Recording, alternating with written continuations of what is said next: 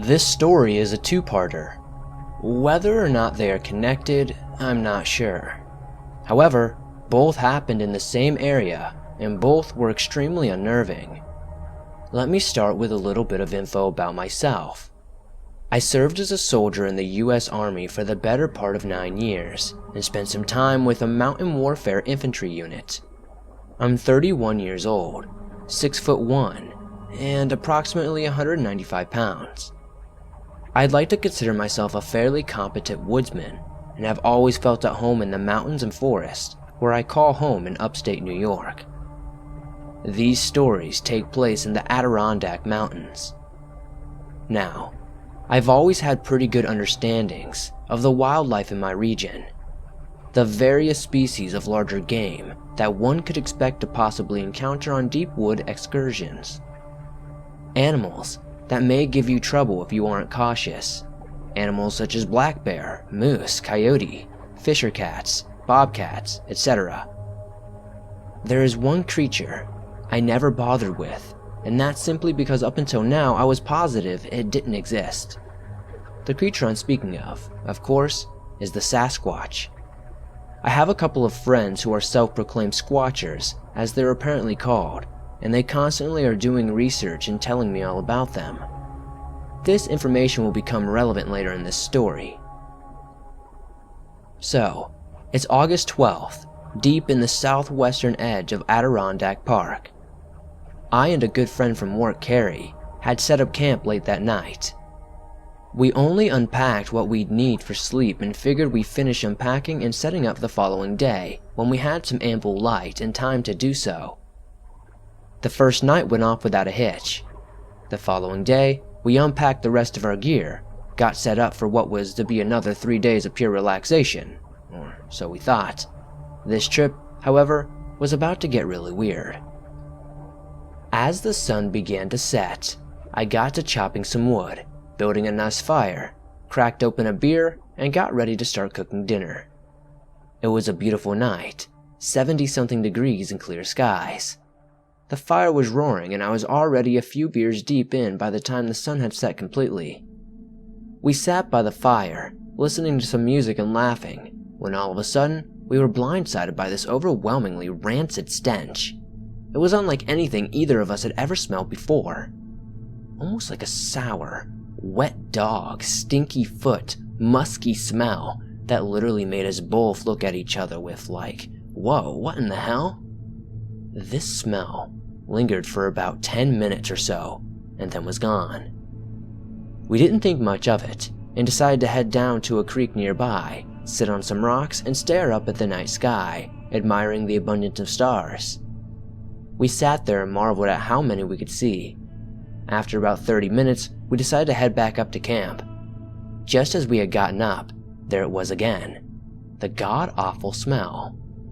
We paused for just a moment to confirm that we both smelled it. Before we took another step, we heard a huge splash just behind us in the water. We both froze and looked at one another. "What the heck was that?" I said. "I don't know," she said. "Can we go back to camp now?"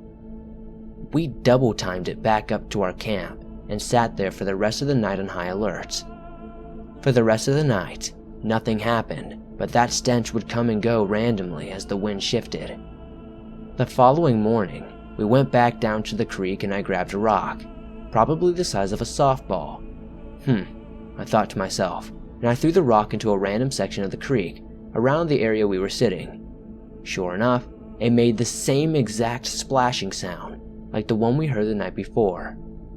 Now this is significant according to my squatcher friends. Sasquatch allegedly has a very unique, rancid smell.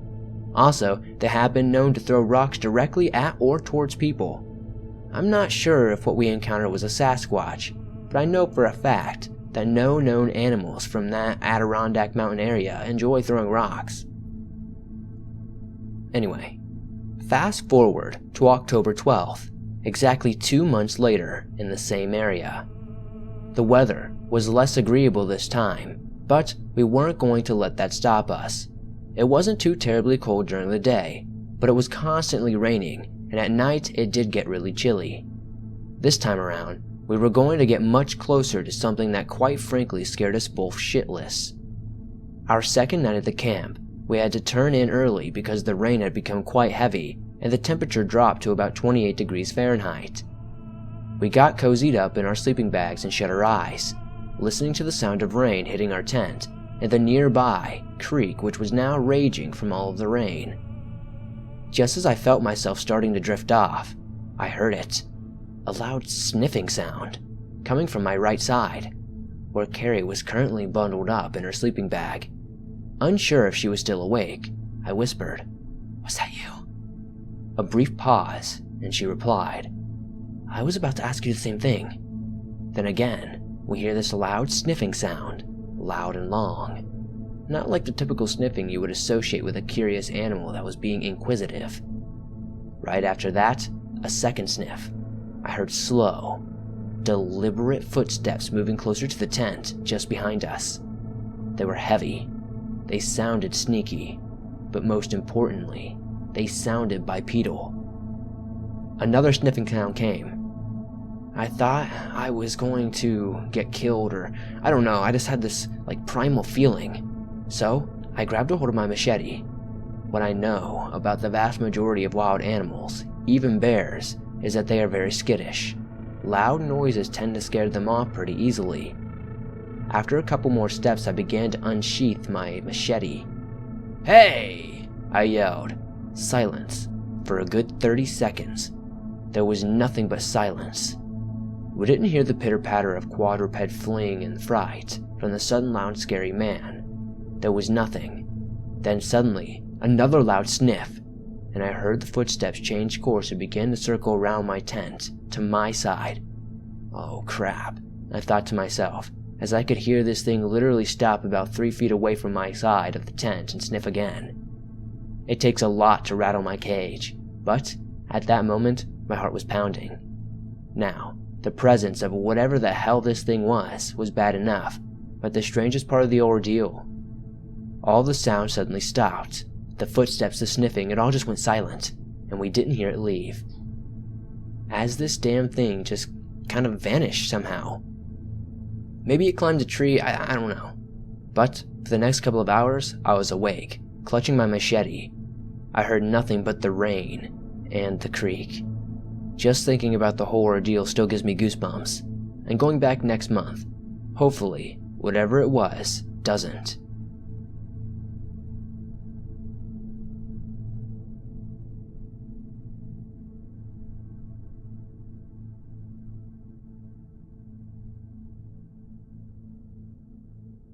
For an entire year, I was plagued with a reoccurring dream that came monthly. In this dream, Tyndall Air Force Base and Mexico Beach were destroyed by a massive storm. These two locations are next to my town and are connected by a highway surrounded by pine forest. The part of the dream was Tyndall always had buildings wash away and disappear with the rain. I remember in the dream, the shoreline would no longer look the same after the storm passed. It looked and felt so real. The part of the dream that got me was not Tyndall, but Mexico Beach. In the dream, I drove from the destroyed military base down the familiar highway to Mexico Beach. The houses were gone and the sun was setting, only a silhouette of the forest remained. Then, suddenly, a faint glow would illuminate a makeshift town of sorts inhabited by ghosts. It was as if these ghosts assembled a new little village out of the wrecked houses and boardwalks. I remember entering this village and interacting with the people. They either didn't know they had died or simply ceased to care. They were faded, washed out, and slightly transparent. The thing that stood out the most was the oil lamps hanging over their doors. Their soft glow was not warm like a normal lantern should be. It was as if there was a memory of a flame. The people acknowledged and interacted with me. At one point, they brought me a small bag of sweets because I had no money on me. Their gift to me touched my heart. At the end of the dream, when I left the village, I turned around to see a silent, dark forest once more under the evening sky. No village, no people, no glowing lanterns. There was an emptiness and a sorrow in my heart. These dreams weighed heavy on me because I kept having them often.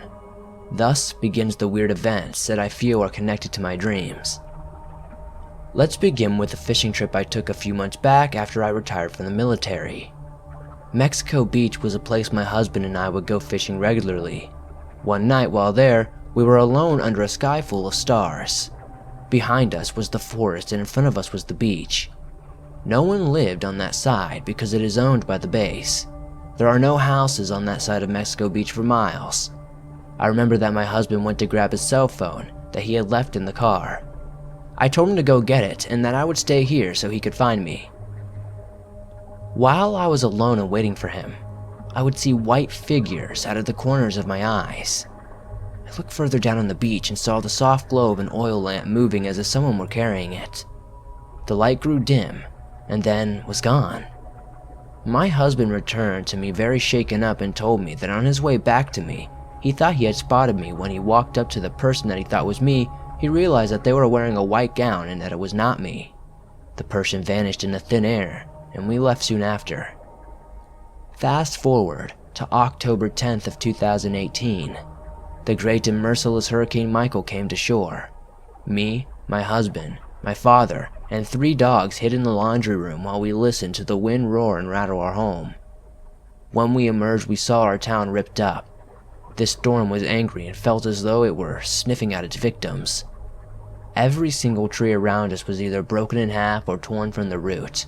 Roofs were peeled like oranges, personal objects scattered like confetti. Our world was turned upside down. There was no power or water for weeks. We would soon come to learn that Tyndall and Mexico Beach were completely destroyed, just like in my dream. I remember feeling sick to my stomach with the realization that it wasn't just a dream. I had seen events that would come to pass. The nights that followed the storm were dark and quiet. Something invisible would trigger the motion lights we set up.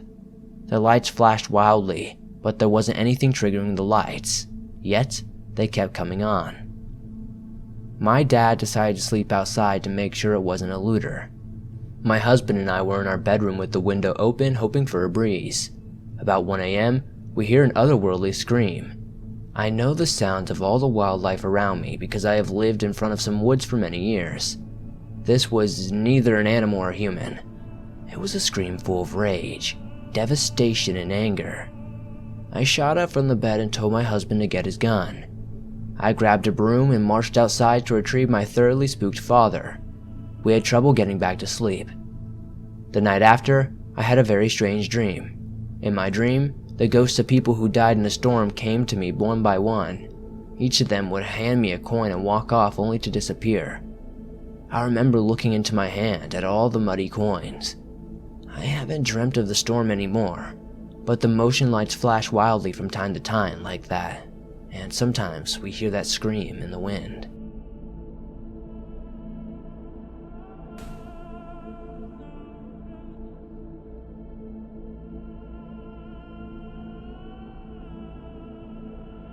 This is a true story that I've only told 4 people.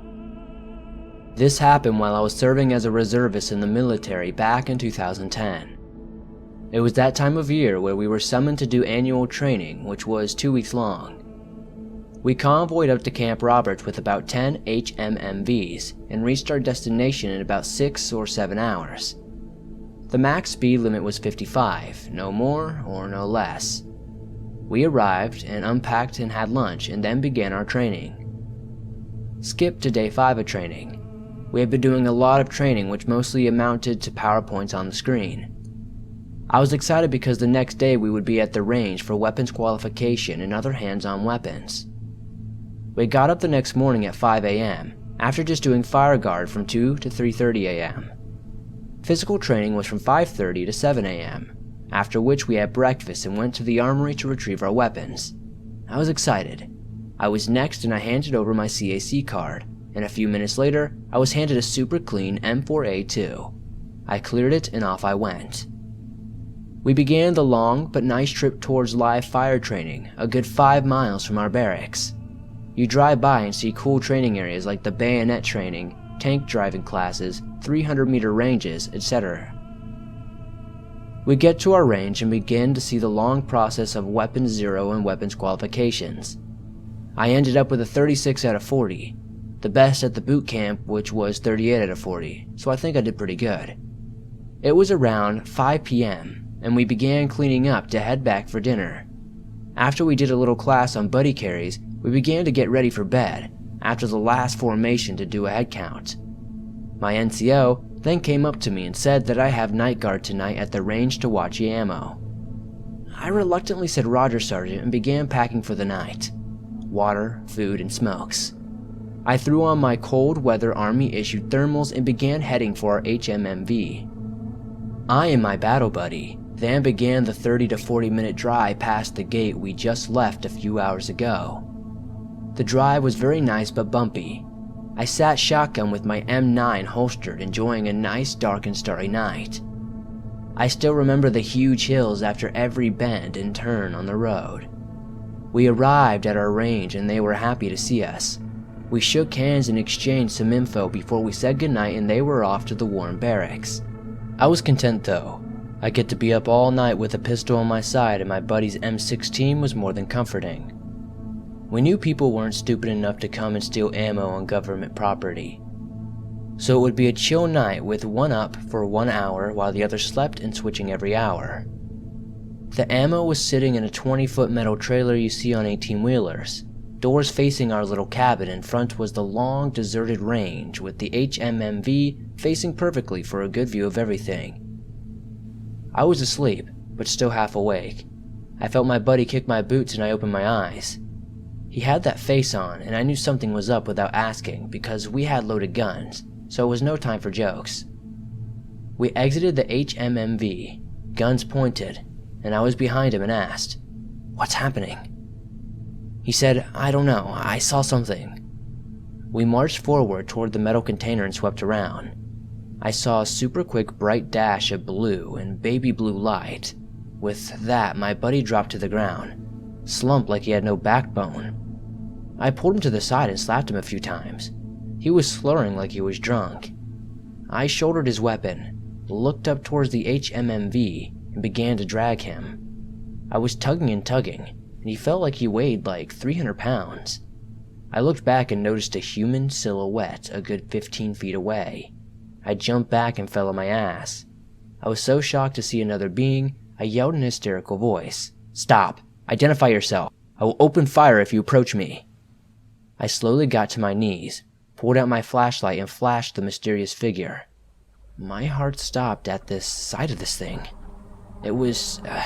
I can't explain. I was shitting bricks. It's hard to explain. The sight was unbelievable. Half of its body was showing, with the other covered by a thick wooden pole. It stood there like a shy child at a new elementary school. Shy but curious about these new faces. It stood there, 6 to 7 feet tall and super skinny. Its skin scaly and grayish purple. Eyes small and beady, small nose with a big long mouth. It edged out more, exposing its male genitals. Its long, creepy arms stretched out and tugged on my buddy's ACU bottoms. I pointed the weapon at it and yelled no. It let go and just looked at me like it was puzzled. I pointed my handgun, pulled the trigger, but nothing seemed to happen. My gun was jammed. I racked it back and started to pull the trigger, and nothing. But it didn't matter though, this thing was just gone out of thin air. I thought I was going crazy. I sat in the HMMV with my buddy passed out in the back. I chain-smoked my pack with his rifle in reach. I was scared, but at the same time lost. I stayed up all night till the morning. My battle buddy finally woke up not knowing a thing. I told him what happened, but he didn't believe me, so I kept it to myself and only told a few others.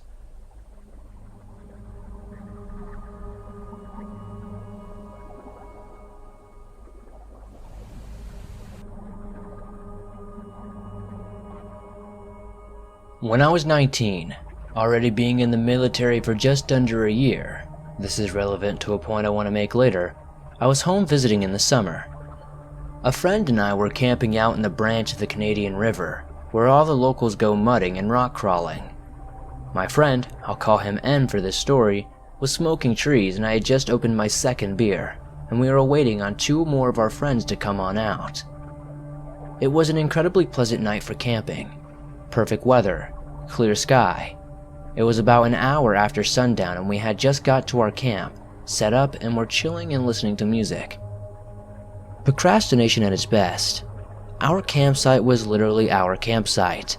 It was far back in the most difficult to reach area where you either need to hike for miles or have a serious off-road capable vehicle. It's at the base of a train bridge that spans about 500 feet, with the bridge being about 100 feet above the river bottom and sheer cliffs on either side. Many times we would be camping and trains would go across at night. The conductors would have flashlights out as a little hello when they see our fire, and we would wave back. Because of the age of the bridge, or just their SOP, I'm not sure, they would always slow down before traversing, so it's usually a crawl. This night, we happened to look up and see bright lights over the rim of the cliff.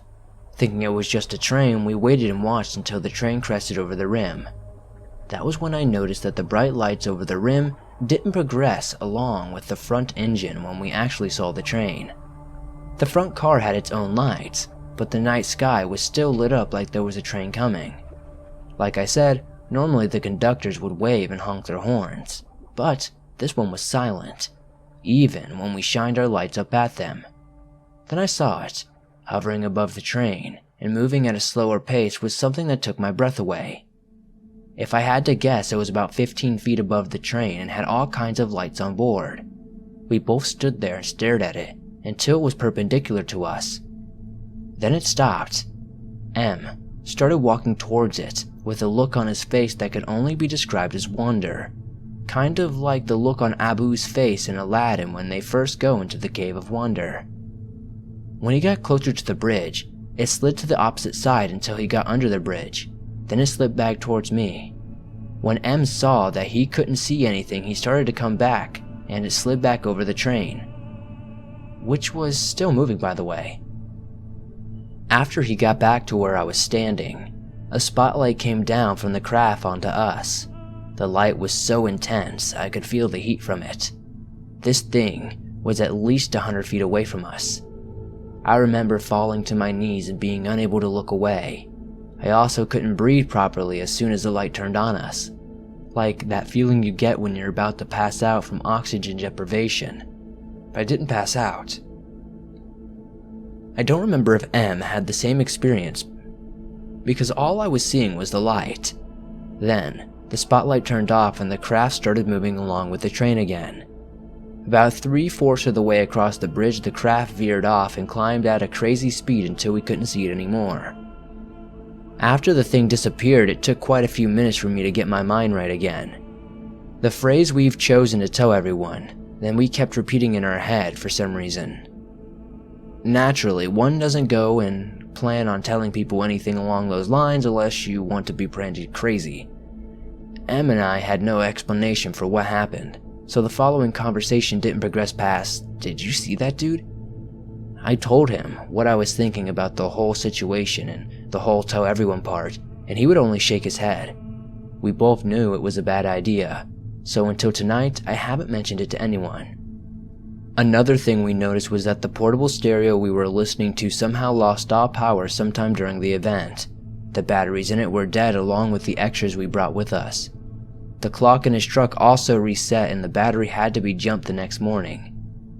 It didn't have enough power to turn over, only to barely run the electronics. The size of it would have only been similar to a Chinook, except that there was no sound.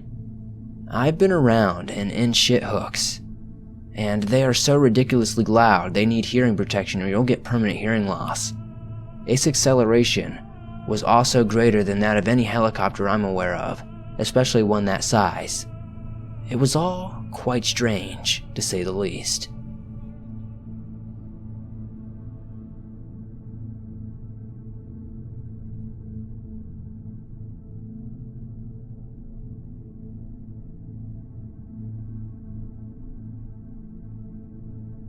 It was July of 1976, and John had closed up the shop for the week to take a break and go up camping with his friends to a regular spot they did yearly. They were going camping in the Canadian Rocky Mountains, which are a beautiful place to go and be. He took with him 2 co-workers from the shop at the time, and 2 other close family friends. They packed some beers and of course their guns and tents. They all set out on a 4-hour drive north and arrived later that day around noon or 1 o'clock, at which point they drove their trucks down some forestry roads for a good 30 kilometers into the backwoods. This was because despite machine guns being legal, police and conservation officers of the time would often still bother you if you were using them.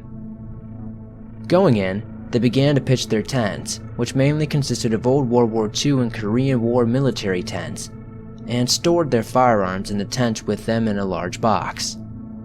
Their day was spent doing some shooting at just about whatever they wanted, with the exception of live animals.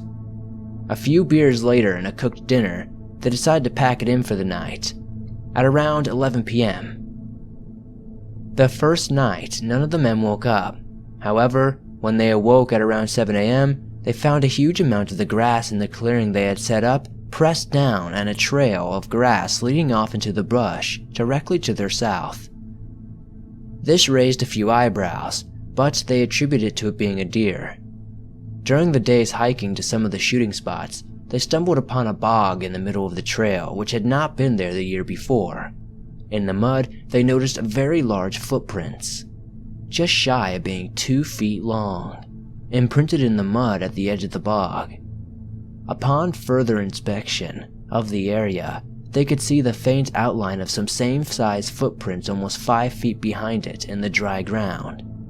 The footprints continued straight into the bog and out on the other side. John and his friends were packing serious firepower at the time. John was carrying a Belgian-made FN-FAL battle rifle. All the men carried automatic weapons except for one, so they seemed very confident in dealing with an angry animal if attacked. Continuing on and into the valley about 1 kilometer away, they caught a glimpse of something peeking down from above the ridge. About 3 minutes of walking later, a large boulder about the size of a pizza box, but round, came flying down at them with great speed, which was followed by a noise John said he would never forget. The noise was a blood-curdling scream and growl. Further down the valley floor was another scream which replied to the first. The men quickly turned back, realizing that there was 2 of them, as all of them loaded their magazines and ammunition into their weapons. They made it back to their clearing by sundown, only to find their tents had been torn to shreds and everything was scattered about their camp and torn open. One of the trucks also had a smashed back window and huge dent in the side door, which rendered it useless and unopenable. The men quickly pieced together what was happening. John had always been a believer in Bigfoot and was now positive that they were dealing with one. About a minute later, a friend of John's raised his AKM assault rifle and fired a few shots to the other side of the clearing, saying he saw something huge and black run in behind a fallen tree over the top of a ditch. The men then fired a huge volley of gunfire into the tree and suppressed the ditch and tree. As the fire stopped, that same kind of scream was heard from behind the fallen tree. It was at that moment, from the east of the clearing, a huge creature stepped in. At least, allegedly anyway. John described it as being 7 to 8 feet tall and was covered in pitch black hair, not fur, which was heavily matted. Its face was ape-like according to him. He estimated that the creature weighed easily 600 pounds or more. Without hesitation, John fired his FAL at it. Now, anyone who has a lot of knowledge of firearms knows that the FAL fires a very large 7.62 x 51mm bullet. On full auto, the weapon was hard to control, but John estimates that at least 5 of his shots connected, not to mention the barrage of bullets from other men, 4 whom had machine guns, quickly cut this creature down. He swears he had killed it. The sight was something to see, he said, as the creature had been hit over 45 times by various calibers of bullets that were designed to kill humans and nothing else, as they were made for military weapons. All the men immediately jumped into their trucks and sped off to get a forest ranger from the nearest station. Upon returning, the next morning the body was gone. However, the ruins of their camp were still there, along with an incredible amount of blood left from the creature. The blood was even on the trees, in which indicated that several rounds had passed straight through. The ranger took some photos and said that they would close off the service road and investigate. John and his friends returned to their hometown and have never talked about it again until sharing this.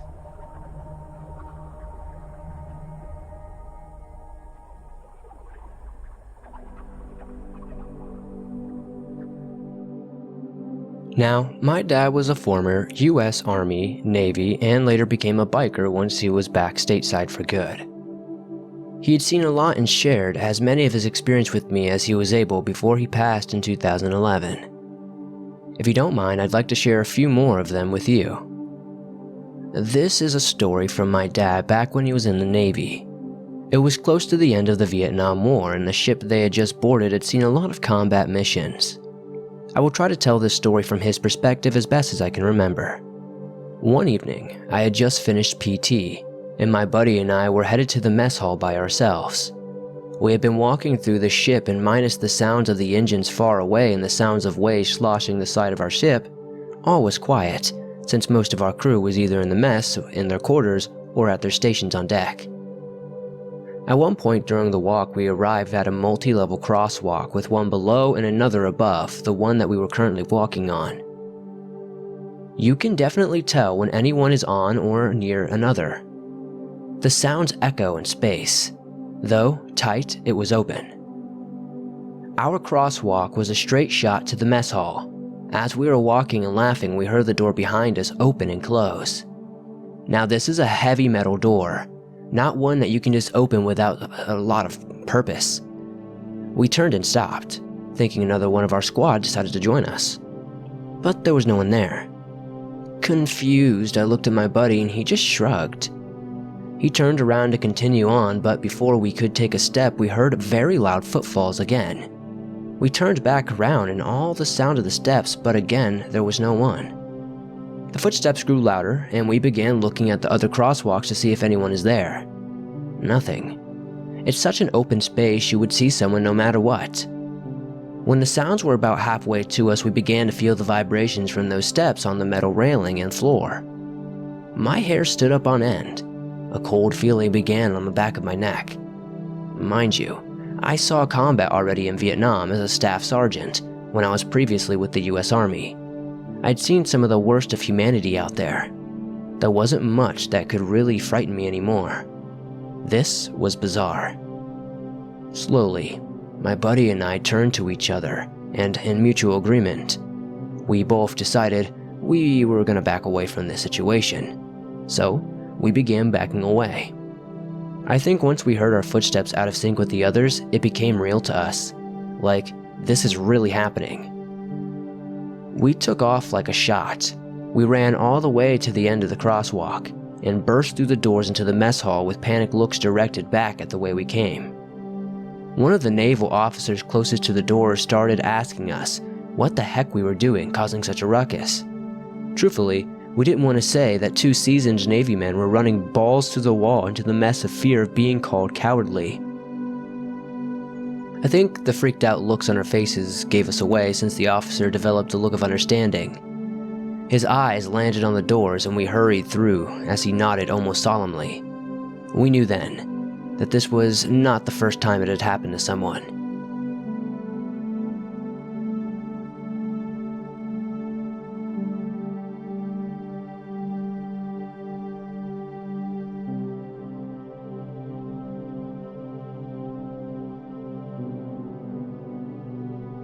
Between constant career changes, extensive travel, and unusual upbringings, I can safely say I led an exceptionally rich life.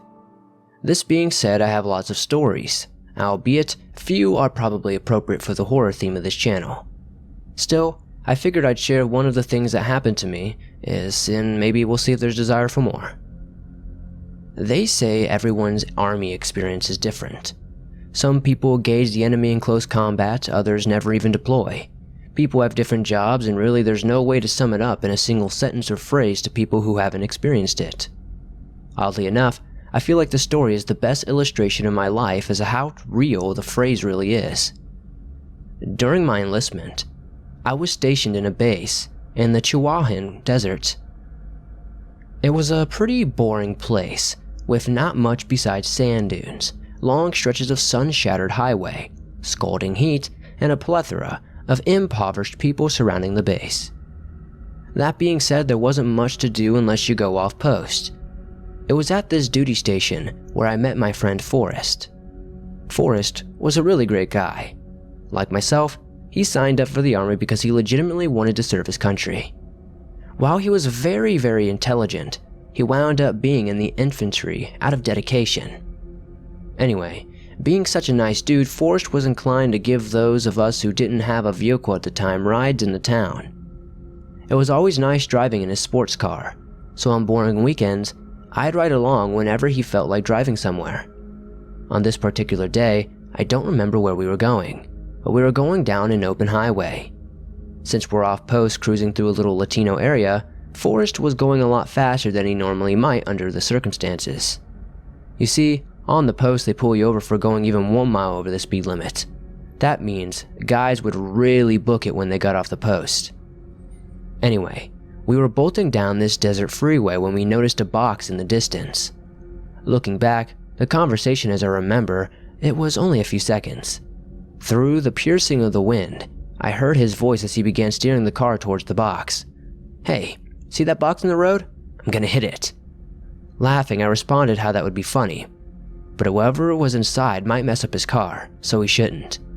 With a defeated smile, he swiftly steered away and said I was probably right.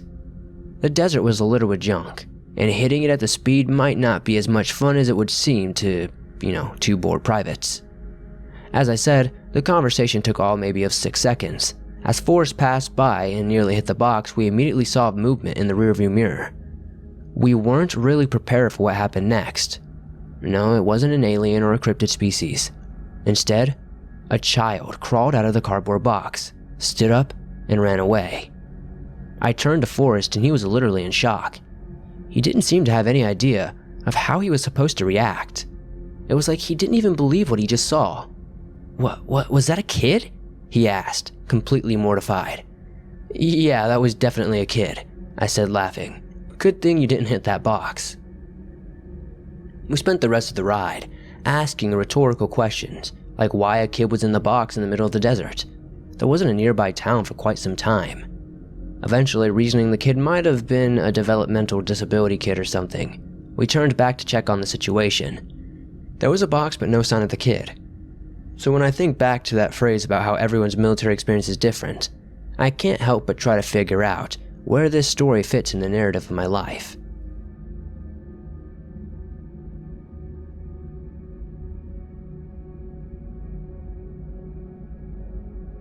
I am a 6-foot female who is now 25. Back in 2013, I decided to enlist in the Navy in order to pay for my college education. I was placed into the job of an aviation ordnance man and was sent to serve on the USS Peleliu. I'll do my best to explain all of this, and to those with no military background. The USS Peleliu was an LHA or amphibious assault ship. This is basically one size down from an aircraft carrier, so pretty large, housing about 3,000 people when it's at full capacity. Just a big metal floating city. The top is a flight deck like you see in the movies like Top Gun, but isn't quite big enough for an aircraft that require a runway like jets. These ships launch different types of helicopters and Harriers, fixed-wings aircraft that can take off and land vertically. The amphibious part refers to the fact that the back of the ship opens and floods to launch small boats, typically full of Marines and small trucks. As an aviation ordnance man assigned to the G3 division on the ship, I worked in the spaces down in the deep parts of the ship below the waterline where all the weapons these aircraft would carry were stored. Large elevators carry the weapons up to the flight deck to be loaded onto the aircraft. This story took place in 2014 when the ship was out on deployment. We were in the middle of the ocean, thousands of miles away from US soil. I worked the night shift from 7 p.m. to 7 a.m.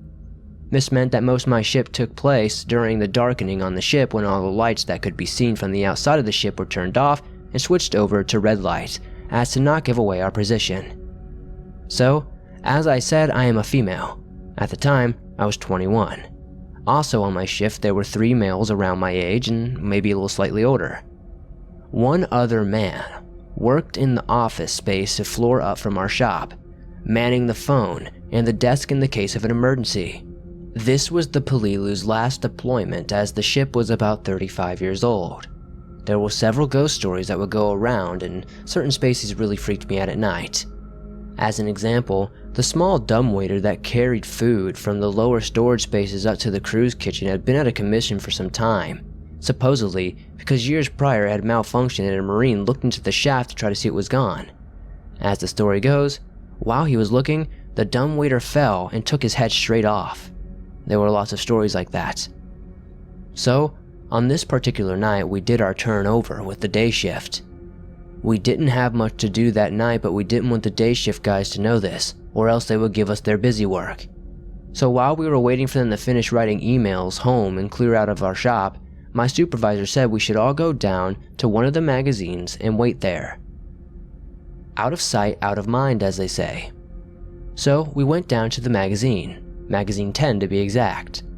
Trying to describe where this is located in full detail would be very difficult for someone who's never been on a ship, so I'll stick with the spark notes. You had to climb down to a fairly out-of-the-way part of the ship that was known as Shaft Alley. It was called this because it was a small room with 4 scuttles on the floor. If you opened any one of them, you would see a ladder that went straight down about 3 stories. If the scuttle was open, you could step right into the hole and fall. It was fairly terrifying. Once you made it down one of these ladders, you would find yourself facing a large door with a high security lock on it. Only the people in my division were authorized to have the key, once they were put on the access list, that is. We had to check out the key from the armory. It was not a space that was just allowed to be walked into, or that anyone who I didn't work directly with would even have the reason to know where it was.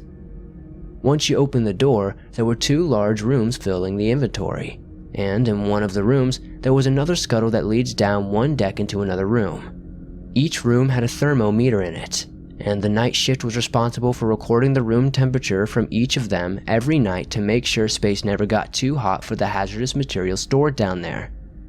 So, anyway, we go down to the magazine and close the door behind us. The guys all make themselves comfortable and make casual chit-chat while I put down my backpack in the corner and take down all of the temperatures, so we wouldn't have to come back down later. Once I was done, I sat on the floor, opened up my backpack and started doing homework for a distance college course that I was taking at the time. Somewhere, while I was doing my homework, I fell asleep. I woke up in a panic with drool all over my assignment. Great. I walked between the rooms of the magazine and called out to see if anyone was still there with me, but I was alone. I went back over to my books and started loading up my backpack to leave when I noticed a pair of dark eyes looking directly at me from behind some pallets. For some reason, unpanicked, I said, "Hello?" in a friendly voice. The eyes and the dark figure, they seemed to be attached and darted to another pallet beyond my view. Just when we hear someone enter the room, the main door to the magazine in the other room, I go over to check it out and see Johnson, the kid who works in the office space upstairs during the night shift. Confused, I asked, "What are you doing down here?" He explains that our boss had asked him to take an inventory. As I'm offering to help him, we both hear a crash on the other side of the room where my backpack is and look at each other, totally freaked out. He says, "Who else is down here?" To which I reply, "No one." Just as I say this, out of the other room darts a little girl. She looked about 9 years old and completely unkempt and was wearing a pair of children's pajamas that were about 2 sizes too small. She darts across the room and down the scuttle into the lower space. Just then, I wake up. I'm still in the magazine on my homework, just like before, drool and all. Pretty spooked, I sit up and look around. I'm still alone. While I'm still trying to gain my bearings and shake off the nightmare, I hear someone entering through the main door of the room. I walk over, and wouldn't you know it, it's Johnson. I say, "What are you doing here?" again, but this time I'm shaking. He says, "I just told you, Chief wants an inventory." I stare at him for a second and say, You just told me like a minute ago I just talked to you? That actually happened." He looked at me like I was crazy and he was like, "Yeah." To this I respond, "Then there's a little girl in the lower?" And just then we hear a blood-curdling scream coming from the lower space. I'm getting goosebumps now just typing it. The scream scares the hell out of me and jolts me awake. alone in the magazine, face drool covered in the assignment again. This time I'm terrified out of my mind, and I've started crying. I run immediately over to the phone on the wall and call upstairs to my shop. My supervisor answers, "Firebomb, Petty Officer Lutton speaking. How may I help you, sir, ma'am, or chief?" I sputter out shakily, Hey, this is Glover, I'm in 10, you guys left me down here." He chuckles and says, "Yeah man, you passed out." I reply, "If I'm not in the shop in 10 minutes, please send someone down to get me." He hesitates, clearly a little annoyed, but he can hear I'm really scared and says, okay. I pack my backpack, lock the space, and fly up the ladder like a bat out of hell. When I got to my shop, I told the guys what happened, and they spent the next several days mocking me mercifully over it, joking that I'm a medium and I talk to dead kids in my dreams. I now go to a different space to record those temperatures at night, and Davis goes down to 10. About 2 weeks later, we're all in the shop and Davis goes down to record his temperatures for the night. He had been the worst about making fun of me, so he didn't mind going down to that haunted magazine. This night he comes back to the shop white as a sheet saying, nope, screw that, to himself over and over. Whenever we asked him what happened, he says that while he was climbing down the ladder, he could hear a little girl singing, clear as day. He was so scared he came straight back up and didn't even get the temperatures. He wouldn't go down there alone after that either.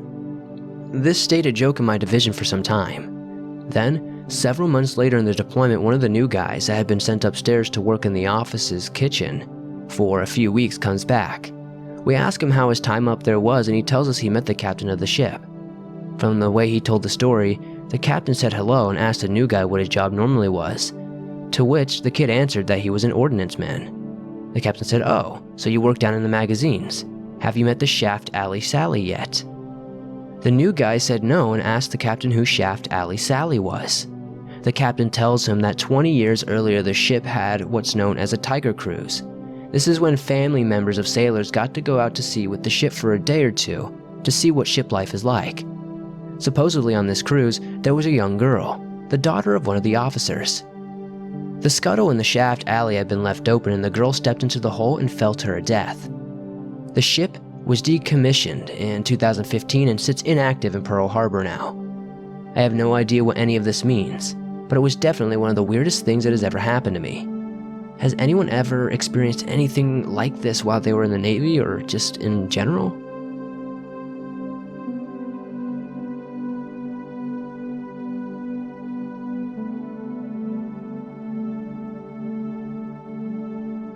Back when I was in the Navy, I was doing my time as a mess crank. Everyone who enlists has to take their time and bust up their bones as a mess crank. This entails working for the cooks for a couple of months doing things like cleaning, vegetable prep, serving the chiefs and officers, and my favorite, the scullery. I love the scullery because all I had to do was scrub the dishes, clean the absolute crap out of the dish room, and go sleep in my rack, while everybody else was still slaving away. While I was cranking, there was another guy cranking too. His name was Leslie. I say was because he has since been sentenced to death, but we'll get to that later. Leslie was a stocky guy of Haitian descent, and the cooks were the white, nerdy type and were intimidated by Leslie, so whatever he refused to do fell upon me, as at the time, I was working in the dining room. Time went on and I got sick and tired of pulling his weight and working hard while he relaxed. I would ask him for help and he would just tell me to screw off, so I would put my heavy kitchen trash into his trash and ask him to help me with my trash, knowing he would say no. Then I'd watch him struggle to take out his trash and mine, not even knowing. Anyway, more days passed and I had enough of the cooks. They were too scared to ask him to do anything, so I confronted him and told him that he needs to do more, as I was tired of doing all the extra stuff. I told him that I liked him, but I was prepared to fight him. He declined, and we eventually became friends. And I got to know him as a nice guy with incredible intelligence.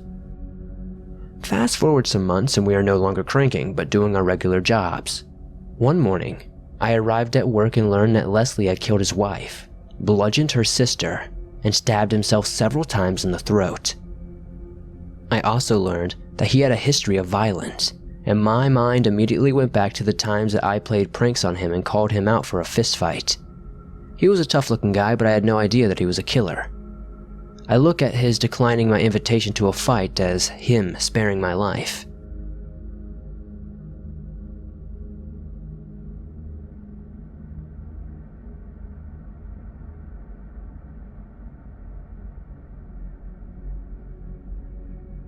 I'm not sure how creepy this is, but it definitely involves someone I would never want to meet again.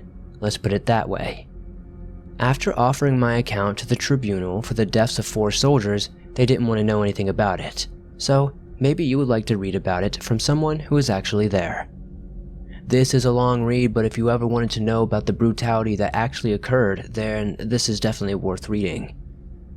March 1996, I am the age of 16 and joined the British Army. When you join the armed forces in the UK, you start with 10 weeks of basic training, as I was just going to be an army chef.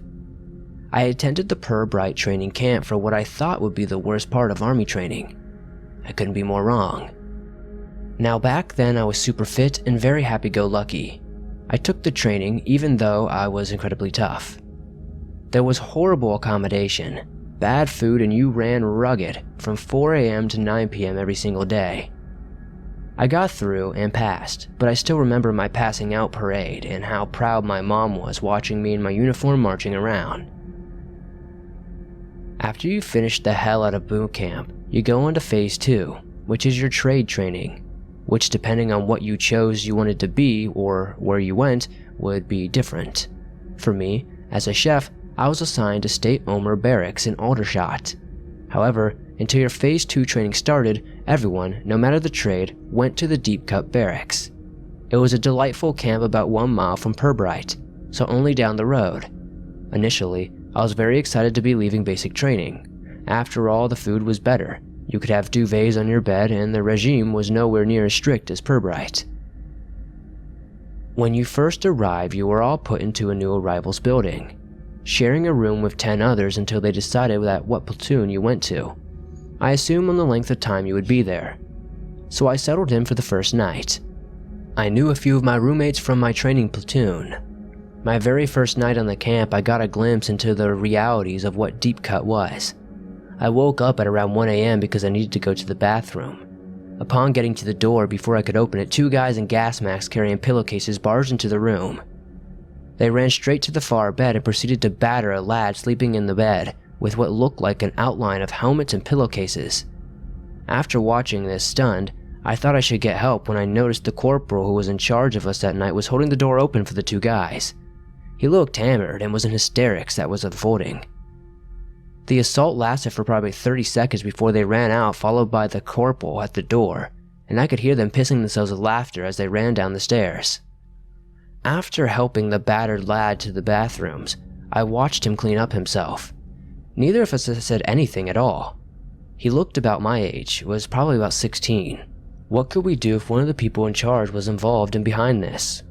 In the next few days, I came to realize this camp was basically where sergeants, corporals, and officers went if they had failed in their career for punishment. What better people to look after 200 to 300 young impressionable soldiers all between the ages of 16 to very early 20s. They got drunk and did things to us for their own amusement. I had the hope and knowledge it would be okay. You normally spend 1 night, at most 2 weeks there. I would be out of here soon. Day 3, I got called into the sergeant's office. He explained due to the fact that they were short on army chefs, no one wanted to be an heroic army chef, so they were critically short, I had to wait at Deep Cut for enough chefs to pass basic training before going on to my next phase. After asking how long, 3 months was the reply. 3 months at this hellhole. I thought it couldn't get any worse. I was very, very wrong. At this stage, I got introduced to my platoon while I was at Deep Cut. By my brand new platoon sergeant, I will refer to as Sergeant G. He initially sounded very friendly and spoke with a soft Sunderland accent. He started by laying down ground rules, cleaning, etc. It was at this point he warned us about the evil twin. We all laughed, but he wasn't joking. He said if we came across his twin, it wouldn't end well, and left us at that. After speaking to a few of the lads that had been there for a week or so, they reiterated the warning along with "Do not get on Sergeant G's radar, just keep your head down." It was at this point I began hearing rumors of the suicide of a soldier and the involvement of Sergeant G. Apparently, he had made this soldier the target of his evil twin and made his life an utter misery, tormenting him whenever he could. It was a few days after that I personally witnessed the evil twin in action. I and a few lads were in our room when a pigeon flew in through the open window. After several hilarious attempts to shoo the bird out, we failed and the pigeon carried on flying around and landing on lockers. This is when Sergeant G enters the room and asks what's going on. After explaining about the pigeon, he says, "I will show you how to catch him." He then proceeded to jump from the beds in the air to catch the bird. At first this was hilarious and we were all laughing, as was Sergeant G. That is until this went on for at least 30 minutes, maybe more. He just didn't stop, he was relentless. The poor pigeon was probably scared to death at this point and got himself caught by Sergeant G. Now what happened next I will always remember. Sergeant G put the pigeon's head in his mouth and bit it clean off.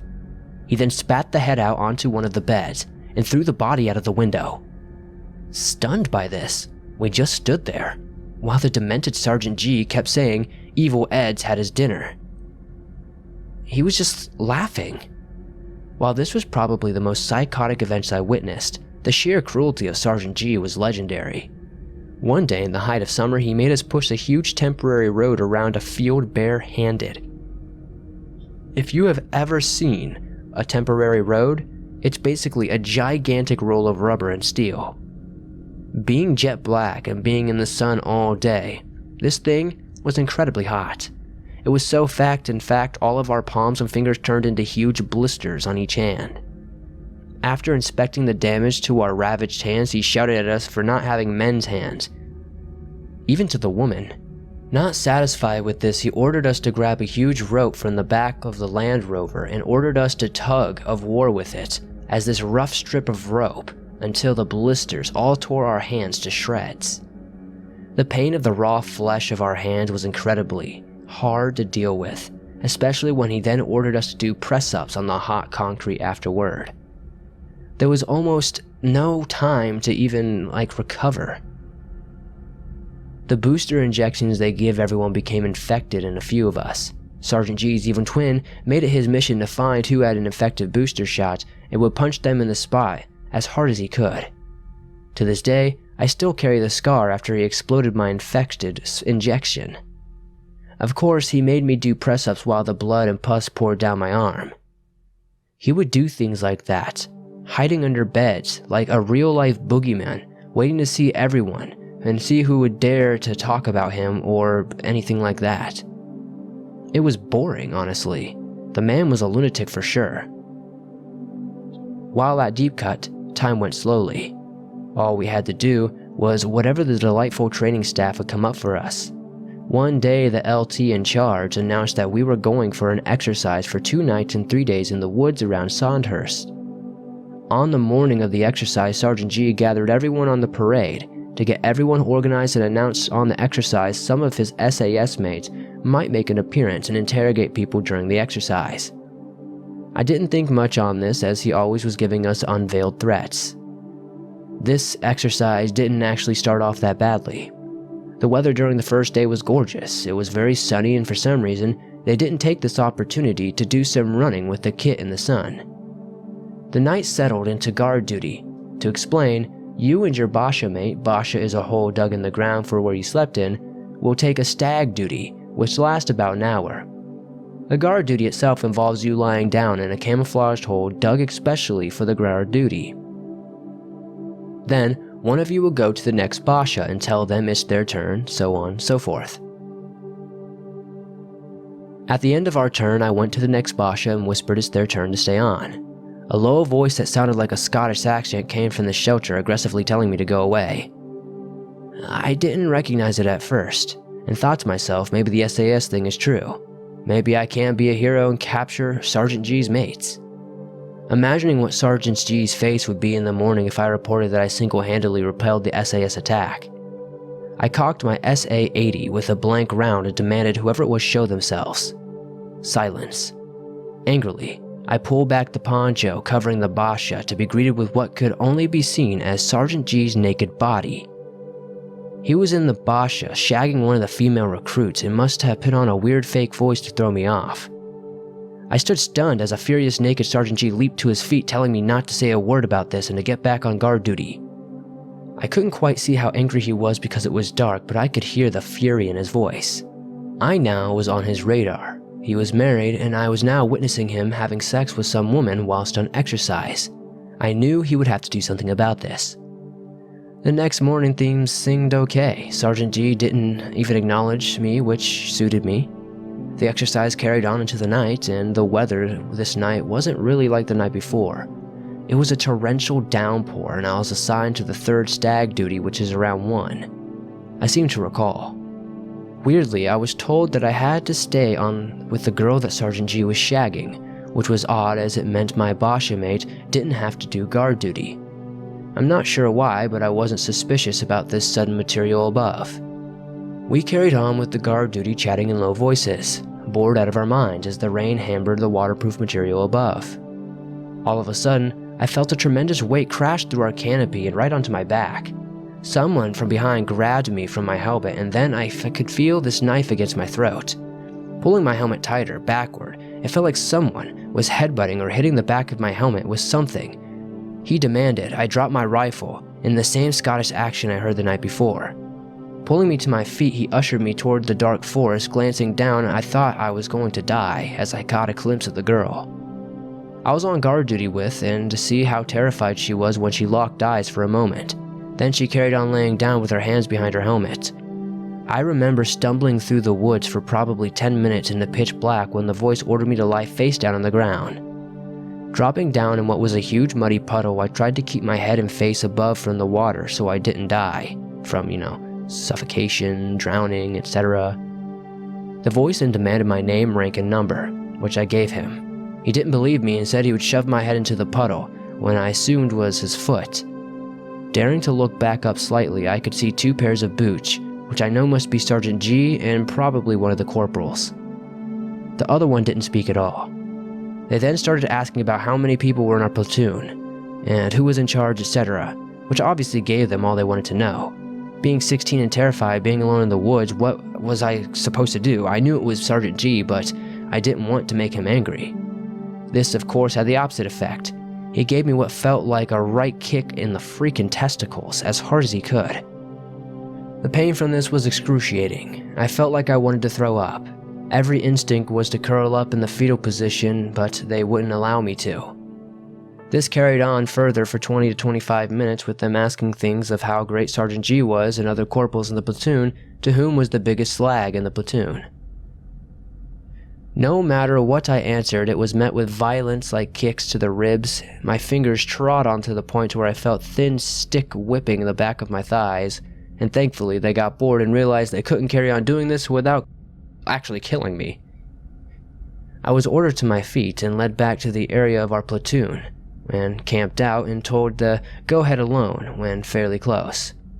After retrieving my rifle from the girl who was still on stag duty alone, she asked what happened. I always remember this as I didn't want to seem like a coward, and I told her nothing had happened and they had just asked me questions. However, I was crying inside. All I wanted to do was go home to my mom, as pathetic as that sounds, but I just felt violated. The next morning was the end of the exercises. Sergeant G gathered everyone, after some debriefing mainly about how bad we had done before. He then announced that his mates from the SAS reported that they had interrogated a few people while staring at the whole time. The whole march back, all I could think was how he was going to get me now.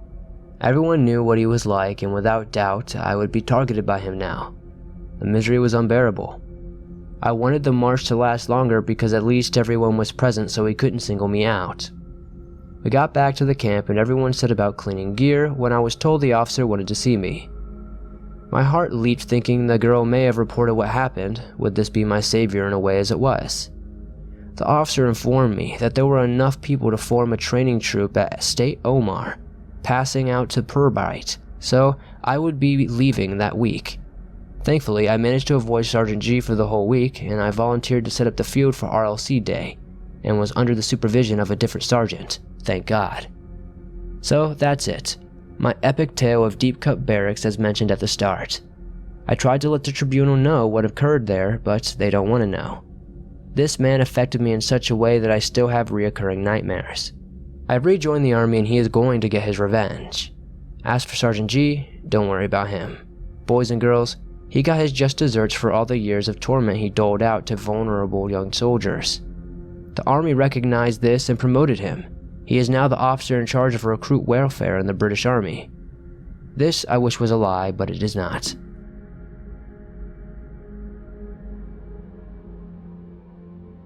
So I'm not sure if this is scary, and it isn't my story but my dad's who had shared this with me. Now, I'm a Navy brat and now an Army wife. I have a few crazy stories, but this one has always stuck in my mind. Here's a bit of backstory. My dad was an E3. For people who are unfamiliar with the rank, he was a seaman. His job was a stoker in the engine maintenance. He was roughly 115 pounds. Now, being so small, he could fit into places others couldn't, so he would frequently have been lowered into certain areas that require you to have complete trust with your team. So my dad had been aboard his ship for about 7 months, and he had complete trust with his family. That's what he would call his team. Now, this particular day started out like normal. He was doing his checks when his friend started acting weird. Now, this guy was straight-laced when it came to his job, as it's dangerous, so he usually was not on some foolish stuff. My dad had to do a weekly clean in an area, and he had to be lowered by his friend who was the partner for the day. So my dad was rigged and ready to roll when his friend started talking seemingly to no one. The more he spoke, the more he became aggressive. My dad said the guy kept repeating, "No, and that's not how it works." So not sure on what to do, my dad calls his boss over. That's when stuff went south real quick. His friend picked up the wrench and started attacking the main panel in the control box, the controls of the part of the engine and the filters, and yelling for the woman to leave the ship, and he wasn't going to give my dad to her. Now, you're probably thinking a mental breakdown of some sort, but no. Anyway, the rest of the crew came rushing over to help stop him, and that's when he started attacking others, saying someone had to leave or they will die. Finally, they subdued him, and everyone went up to find out what was happening and checked for any injuries. This was lucky for my dad, as he had been hit on the head and needed to be attended to. Within 5 minutes of being with the doctor, the place that he was in caught on fire. You're probably thinking it was because it hadn't been cleaned. Wrong, as this was an area that just needed the sludge to be flushed out, so there wasn't any electrical wires or flammable substances. So it wasn't a normal explainable thing, and no one knew what caused it or how it started, as the hatch was still locked and airtight. So, once everything calmed down, my dad pulled his friend to one side and asked what the hell happened. His friend kept saying that the woman wanted to kill my dad and the others, and he wasn't going to let that happen. He said it was because they had been promised something. My dad was like, what the heck? Now, my dad had been docked off at the coast of Africa, and a lot of them went ashore, but my dad had duty, so he didn't bother. While my dad didn't go ashore, his friend did, and they went to this town that had voodoo and crap, and one of them got into an argument with the local. Long story short, the guy said he put a curse on them, and one by one they would die. My dad was not a believer in it and just laughed, but his friend was serious about it. Before my dad could say anything else, his friend has taken off.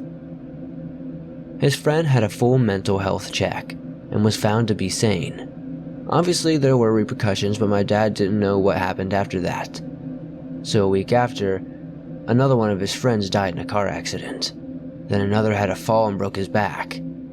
The final thing was his boss had committed suicide not long after my dad was transferred to his new post. He later found out that his boss had taken a liking to the local's daughter, and was, for a better word, found in a compromising position. The guy was married, and the father of the girl wanted him to marry his daughter in payment. He said there were a few odd things that happened, but didn't go into detail. Now that happened over 40 years ago, it seems like it was yesterday. I'm not sure what to make of it, and my dad isn't someone who believes in that paranormal stuff, but we still can't come up with a logical explanation. I'm just grateful my dad got hit in the head, or I wouldn't be here today.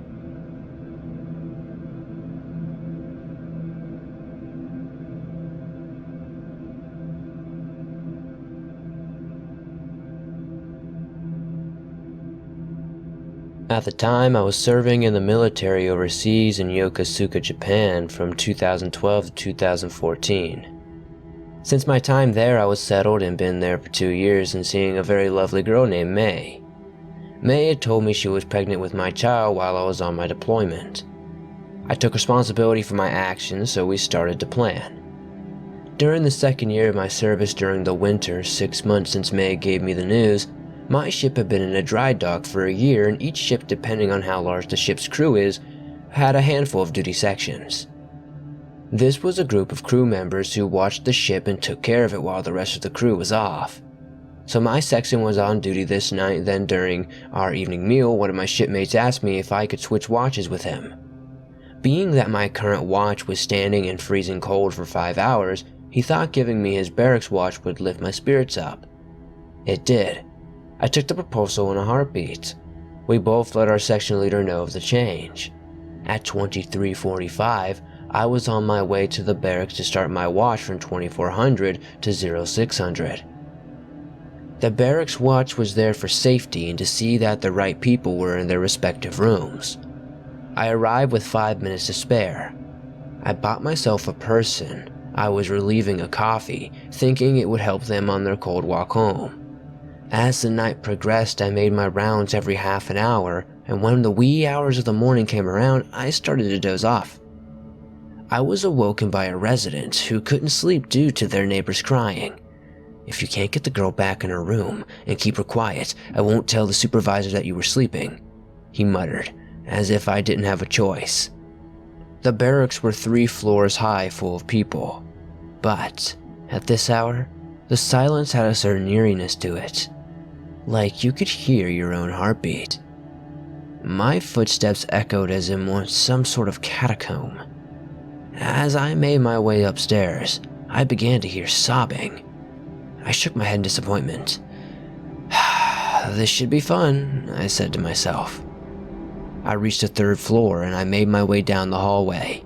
The sobbing sounded like it was coming from the laundry room. Maybe the poor girl didn't want to wake up her roommates, I thought to myself.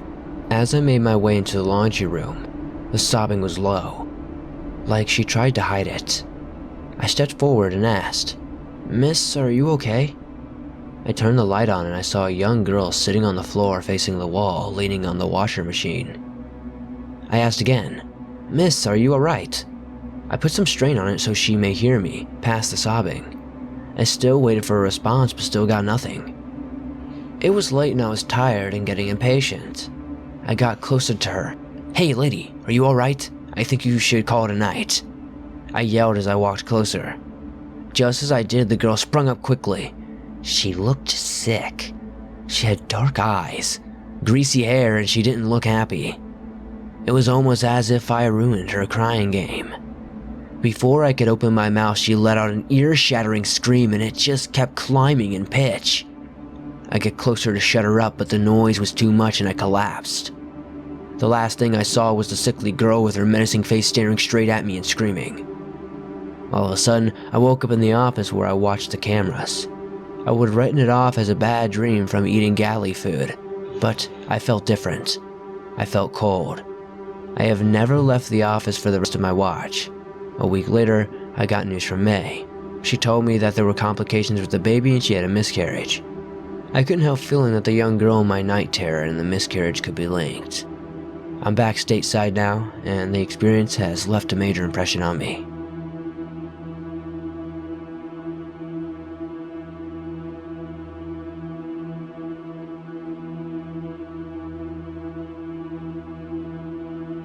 For pretext, my story begins after my first tour in Iraq.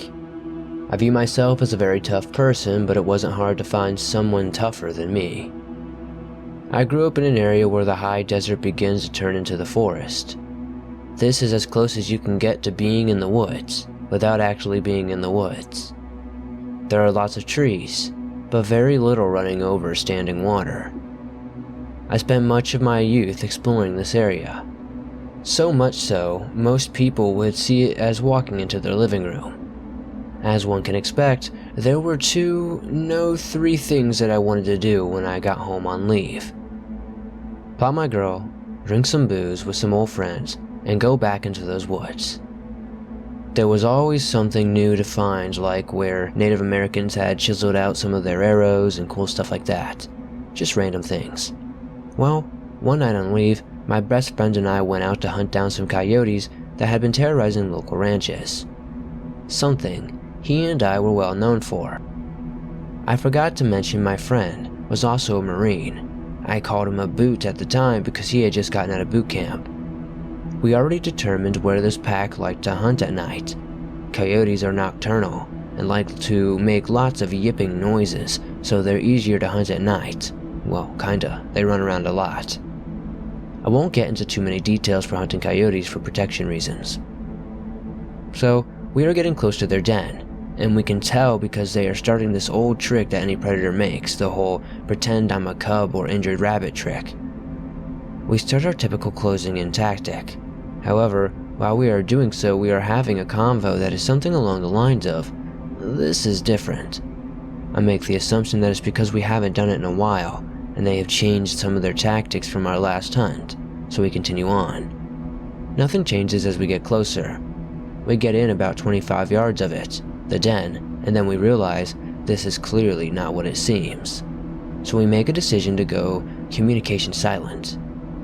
We move back out of the grove of trees that makes up this den, and we wait for movement. We set up defensive positions and wait for the bait to give up. I can't remember the amount of time that passed, but it was under an hour.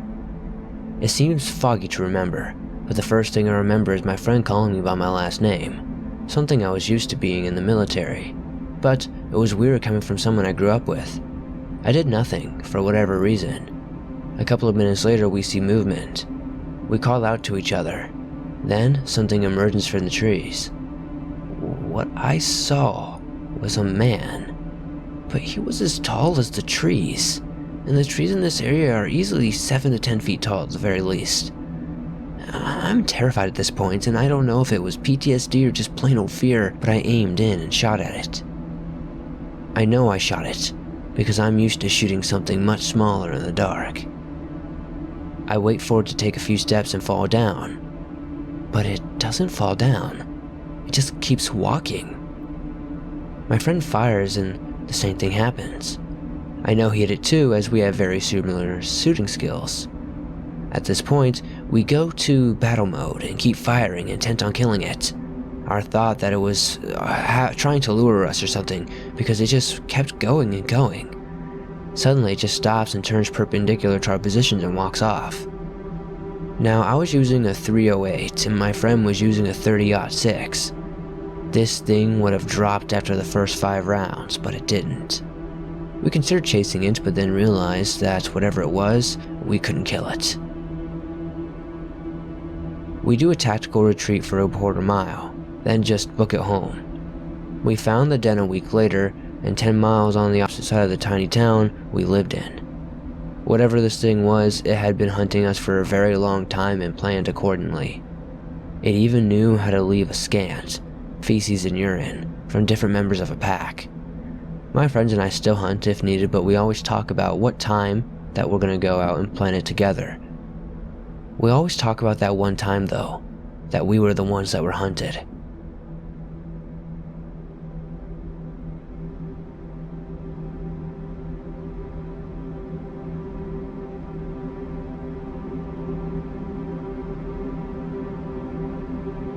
During my time in the Marines, I never really had any odd or terrifying experiences until my last deployment, that is.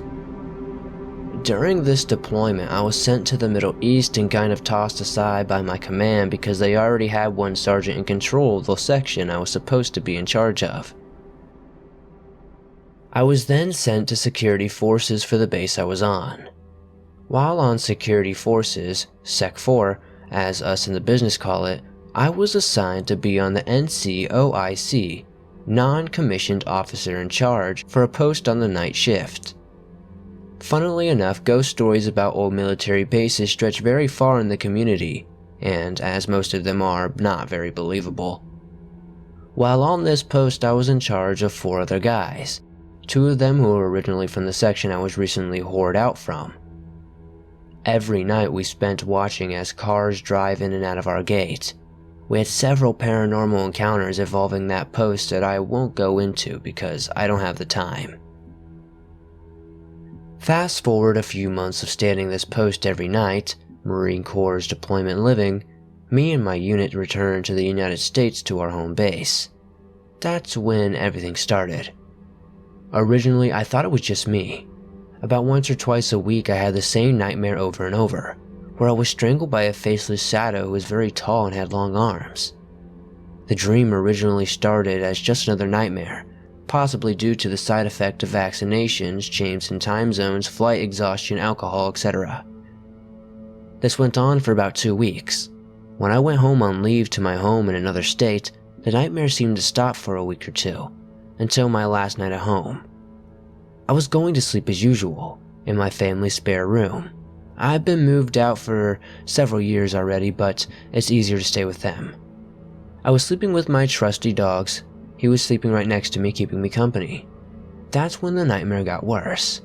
This time, it was very vivid and surreal, where I didn't wake up at the first sign of being startled. During those dreams, everything started very boringly and normal-like. In the one I remember the most, I was going out about my daily routine on deployment. I was off shift and walking to the chow hall when I stopped to have a smoke with my guys, where I would hear them say, "Hey Sergeant, did you hear about something something?" And I would sit there and continue to make conversation for a few minutes as I took drags off my Marlboro Red, occasionally cracking jokes before giving younger Marines life advice. When walking into the front door of the chow hall, I would clear out my rifle. We had one on us at all times, and when opening the doors everything went black, like the doors opened to black as I stepped inside the hall to look around. I would then stop and turn around and head back to the doors when everything behind me disappears as well. I'm alone, still in my gear from standing post. All of a sudden, I see out of the corner of my eye an even darker shadow moving towards me when I look straight at it, and then I was paralyzed. The shadowy figure stood around 8 feet tall and had long arms, where once it was close to me, it wrapped its hands around my neck, and I could feel myself grasping for air, slowly losing consciousness. After what felt like forever, and just screaming for what felt like days, I woke up in my head, back in my bed at home, with my dog freaking out because I was screaming. I woke the entire house up that night. About a week after that, I'd already driven back to my home base and it was back to work. While I was losing sleep, the frequency of those dreams was reaching about 3 times a week at this point. It was the end of the week and I was about to start a weekend. I was then assigned to barracks duty. Barracks duty is a mindless job. You tour the barracks, stop a drunk guy here or there, tell people to turn down their music, and occasionally have to walk to someone important who wants to check up on his Marines. So yeah, the post was 24 hours long. When one night, about 3 a.m., I was touring the smoke pit of the barracks, where I run into 2 guys who I stood post with. Me looking at the clock, I walked up, lit up a cigarette, and decided to talk with them for a few minutes before I returned to my duty hut. I asked them what they were doing up so late. Although it wasn't uncommon to see a Marine up and in the smoke pit at 3 a.m., I wanted to make some friendly conversation. My 2 friends started talking about nightmares and not sleeping. I was prying into it for a few minutes out of curiosity when one of them pulled out a sketchbook for tattoo ideas. He then said, "This is what I see in my nightmares recently." Both myself and my buddy went very silent and cold. The creature was the same thing from both of our dreams. We then went into detail and saw all of our nightmares were the same thing. Doing normal things, fades to black, shadow figure strangling us. Everything was the same, right down to the figure itself. None of us were able to sleep at night. That was over a year ago. I have since left the Marines. I decided not to re-enlist and go to college, and those nightmares have seemed to have gone away. Still, every few months I do have a nightmare similar to the ones I had. Not the same in intensity though. I wonder if my guys are having them too, or if they ever got past it.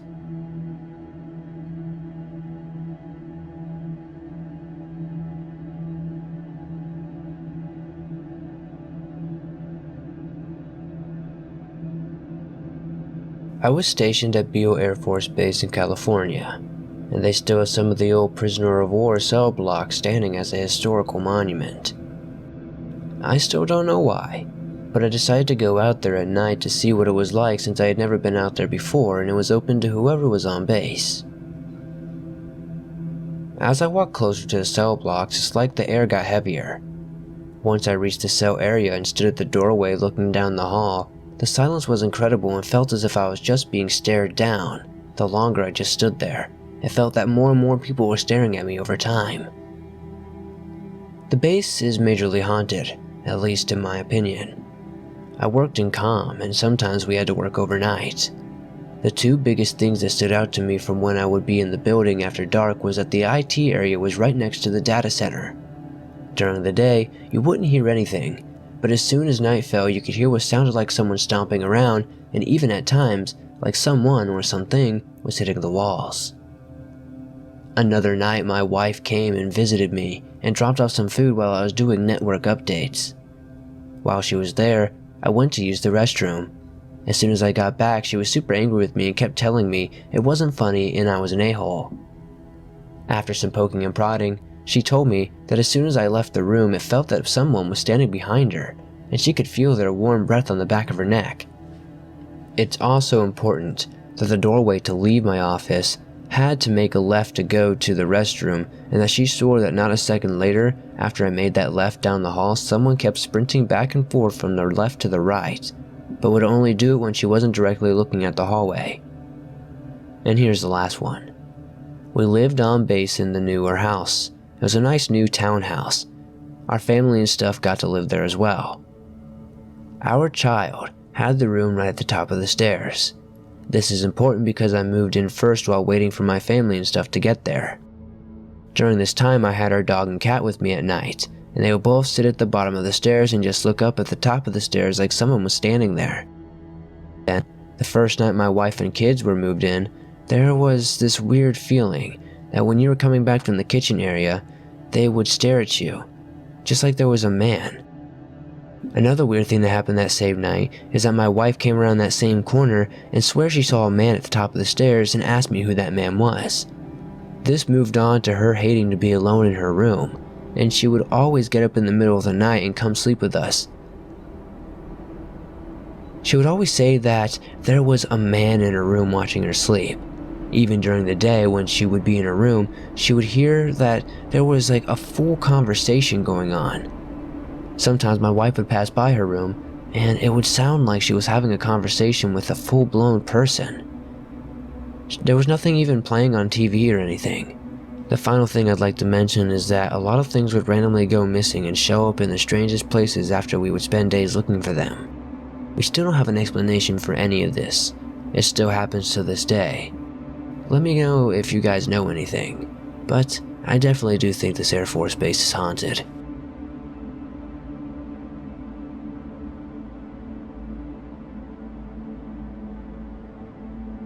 I haven't told this story to many people except for my wife and a few other of my close friends. It happened while I was stationed in the Army as a radio operator during the Vietnam War, and I haven't forgot it to this day. I was a young recruit, freshly drafted out of high school and didn't know much about the war. I had no idea what I was getting into or what it was all for, but I did know that I was going to serve my country. We arrived there on a Friday evening and got loaded onto many buses to be taken to our barracks. The air was very humid and the soil was soaking wet due to the storm passing overhead. I vividly remember the drive and how it stunk like a sewer. My first night was uneventful and quiet, but we all felt the tense atmosphere as our drill sergeants taunted us with stories during basic training. I remember the half moon right over my head, which kept peeking out from over the clouds, and all of us were just sitting around telling jokes. I was more of a technical guy and didn't have much aptitude for comedy, so I just listened in. My duty was to manage communications between my unit and all of our other guys so that everyone knew what was going on everywhere else. I carried a box on my back, which was the size of a radio device back then, and was a ton more equipment and supplies than we would carry now. I was quickly assigned to a tight-knit unit who had just lost their communications operator to a landmine, and I remember the first time we made contact with the enemy. It was the loudest thing I had ever heard. We were in a dense part of the jungle and couldn't see the enemy at all, but we ducked for cover as soon as they began firing at us, and we opened up in their general direction in return. The chaos felt like it lasted forever, but we probably ceased fire after a couple of minutes. We advanced forward to close in on the enemy position and secure the area, and it was the first time I ever saw the enemy up close. There they were. A couple of dead Viet Cong soldiers laying in a pool of their own blood. I couldn't believe what I was looking at. 3 human beings that were alive just moments ago, now gone. Young guys who maybe had sisters and brothers and parents. They were probably just chilling around moments before we arrived, and here we are moments later looking at their motionless, dead bodies. I must say that I felt justified just because the enemy would have probably done the same thing to me instead. A few days later, we got assigned to a different location, which saw heavier casualties and needed more support. I grew accustomed to the violence and saw many of our young men die painfully. One day I was told by my NCO that someone wanted to speak with me. I was greeted by a soldier who was in his late 50s who looked totally out of place. His demeanor was calculated and predictive, and even my commanding officer seemed to have turned into a yes man in front of him. He introduced himself as Frederick Douglas, an intelligent officer stationed nearby, and I was going to be assigned to him as an RTO for his unit. The guys in my unit were like family to me, but orders are orders and I had no choice, so I got on the Huey and went with him. We landed in a heavily wooded area next to a few Viet Cong huts. It was heavily built up by the enemy, and I could definitely imagine the fight must have taken place here. There were some guys who had gas masks on and other soldiers standing nearby, but they didn't seem to notice me or even care that I was there. It was a very strange atmosphere that didn't feel quite right. These guys didn't act like normal soldiers and definitely didn't have the look or fear or anything like that. I even tried talking to some of them, but all I got was strange emotionless glares like they were infected with something. Whatever it was, they all had it, and it made me feel very uneasy. Officer Douglas and I entered one of the smaller huts and I was told to stay put until someone would come and get me. I really should have stayed there and waited, but I was too curious and apprehensive to relax. So, I just made my way out towards the main hut and took a sneak peek inside. What I saw made my stomach drop like never before. On a makeshift table lay 6 murky containers. Each one of them had severed heads of a guerrilla fighter inside, with several tubes and wires protruding from them. A green liquid seemed to be reaching with the heads as their mouths and eyes were quivering like they were kind of still alive. I suddenly felt a hand grab onto my shoulder, an intelligent Officer Douglas, and he looked very upset. I meekly asked what they were doing inside here, and he angrily said that I should not have gone in there and sent me back to my hut.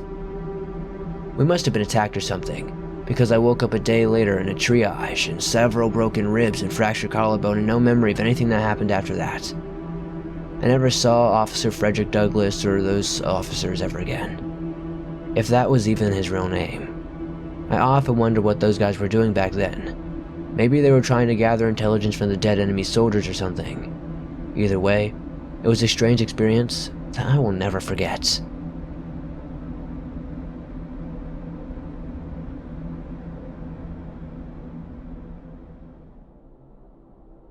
I'm Nightmare Files, and this is my personal scary story. I will not use any names in this, at least not the real names. We had already been in Afghanistan for 2 weeks at this point, and our FOB had been attacked at least 6 times already. If you don't know what a FOB is, it's a forward operating base. It was a very small blackout FOB, and we call it blackout because at night, we couldn't have any lights on outside due to indirect fire or sniper fire. Anyways, a week goes by and nothing happens. So our company is being told that we're doing a mission together, a company mission. Usually we had gone on missions at the platoon level, which is one level under company. By this time of deployment, we had been on a few key leader engagements, and nothing much happened. The only contact we received was at the FOB. But a lot of us had a bad feeling about this one. To make a long story short, and we ended up going on mission, and we moved on foot about 2 kilometers to the east at around 1 a.m., and we set up our patrol base at around 3 a.m., and then sent out each platoon to their own sector. Each platoon moved a few kilometers away, while headquarters stayed at our patrol base. I'm on the radio talking with our forward observers from each platoon, and they're reporting up that they can hear the enemy, but they can't see them. At this point, it's still dark, and we are basically in the backyard of the enemy, and this area is known for the Taliban. These guys are freaking out on the radio, as they keep saying the Taliban is out there, but we can't see them. Then at our patrol base, some local man walks up, and our interpreter ends up talking to him. As he's speaking to the interpreter is telling us everything he's saying. At this point, I'm holding my weapon pointed down to the ground, and I slip my finger to the trigger. And I look at the interpreter, with him not knowing that I understand everything he's saying. I tell him, that's not what he's saying, while looking him straight in the eyes. My commander looked at me and said, what? I repeated, that's not what he's saying. The interpreter is lying. The interpreter was telling us that this guy wanted food and water. What he was really saying is that there's Taliban all around us, and they outnumber us, and they knew about everything we were doing before we even came out here, and that they're going to attack us and our fob. At this point, the interpreter looks at me with wide eyes and starts to run toward his bag. As the interpreter is running toward his bag, he screams, Allah Akbar. When he reached in his bag, he grabbed a detonator, and he squeezed it, and then, boom. He had a bomb in the middle of our patrol base, but it only injured a few of us. He was immediately shot, and all hell broke loose. Shots are coming from everywhere, but we can't pinpoint where. Immediately, 7 people were shot. I got down next to my commander, and I'm on my radio talking to my forward observers, who are trying to call in artillery and mortars. I'm trying to aim my weapon, but can't tell who is who because it's so dark. We have on night vision, but they suck. Guys are screaming that they are hit, and some guys are cowering behind boulders. Then over the radio I hear, I'm not going to use his real name, Sergeant Smith is down. Luckily at this point the sun is starting to come up, and a few of us run over to where Sergeant Smith was, and I saw him. I saw Sergeant Smith, face down and not moving. The medic and I grab and drag him. My buddy was right next to him, and he saw Sergeant Smith's face when we turned him over, and he started crying and freaking out because his face looked like he was screaming, but it was just stuck there. I stopped for a second when I saw his face, but I snapped right out of it. This wasn't my first deployment. This wasn't my first dead body.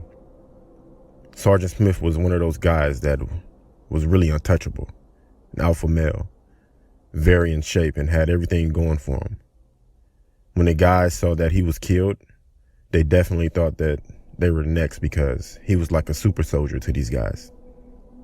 I asked my buddy, where did he see the enemy? Where's the Taliban? And he pointed and said 10 meters that way. I thought to myself, 10 meters? That means that they're inside our patrol base now. I pause and I look around. I never seen so many self-proclaimed tough guys turn into little girls so quick, and so many guys that didn't believe in God start praying for God. I will not go into everything else because it's pretty hard for me. Just know that some of us had to fight with our hands because the enemy was so close to us. We only lost 1 guy that day, but we had 18 people wounded. 13 of those people were shot, but everyone was mentally wounded, and still are. We all thought that we were untouchable because we jumped out of planes, knew how to fight, and lifted weights. Everyone is a tough guy until they have to do tough guy shit.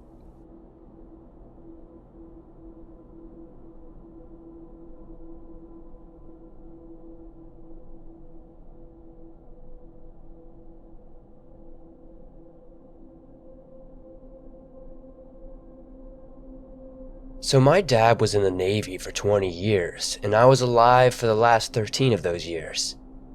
Normally, Military families, at least for the US military, travel around a lot, and it's not unusual for a family to be uprooted every 2 or 3 years.